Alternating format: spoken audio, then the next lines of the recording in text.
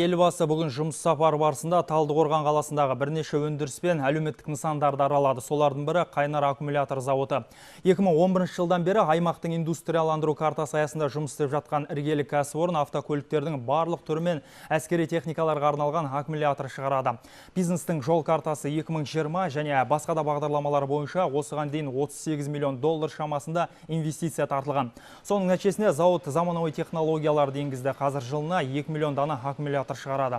Оның 70% бүгінде экспортқа жөнелтіледі. Елбасы зауыт жұмысшыларымен кездесу барысында жаңа технологияларды одан әрі жетілдіру арқылы әлеуметтік нарықтағы бәсекеге төтеп беретін өнім өндіруді атап өтті. Ал толық жөндеуден өткен кардиологиялық орталықта болған мемлекет басшысы өңірдегі денсаулық саласының жай-күйін білді. Заманауи құралдармен жабдықталған орталық жүрек қан тамыр ауруына шалдыққан науқастардың бәріне ем-дом жасайды. Бұрын әсіресе облыстың солтүстік аудандарындағы тұрғындар Алматы қаласындағы емделетін. Соңғы 2 жылда осы орталықта ем қабылдайды. Тек былтырдан бері 1000 науқасқа коронарогеографиялық 624 адамның жүрегі стенттеу бойынша емделсе, 150 операция ашық түрде жасалған.